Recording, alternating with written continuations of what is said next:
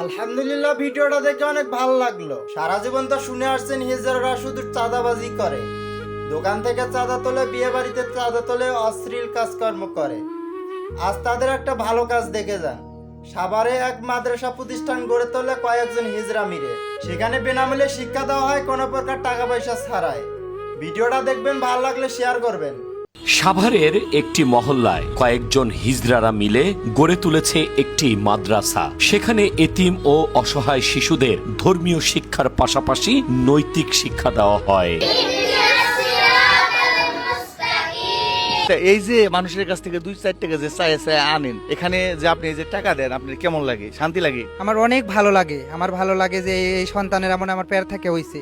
তারা যখন আন্টি বলে, ফুপ্পি বলে, তারা যখন ম্যাডাম বলে, সেখন খুব ভালো লাগে যে পৃথিবীর সুখ মনে হয় সব আমার কাছে সেখন। তৃতীয় লিঙ্গের মানুষ হলে কি হবে? সবার হৃদয়ে কিন্তু ভালোবাসা আছে। আমার তো অনেক ভালো লাগতেছে। আমরা এই যে পাবলিক প্লেসে যাই, মানুষ অনেকেই অনেক কথা বলে আমাদের, আমরা সেখান থেকে 2-4-5 টাকা কালেকশন করে নিয়ে এসে আমরাও খাই, মাদ্রাসার জন্য দিই। আমাদের ভালোই লাগে। আমাদের নিজের তো কোনো সন্তান নেই, আমরা ওই জন্য আর কি আল্লাহর করে আমরা মাদ্রাসার জন্য কিছু টাকা দিই, আমরাও কিছু খাই, হ্যাঁ গরুকে খাওয়াই। আসলে দেখেন, এদেরকে শুধু আমরা ঘৃণা করি। যখন 2-4 টাকা চায়, দূর দূর করে তারাই দিই। আর রাস্তা দিয়ে হাইটা গেলে ওই যে হিজলা যাইতেছে।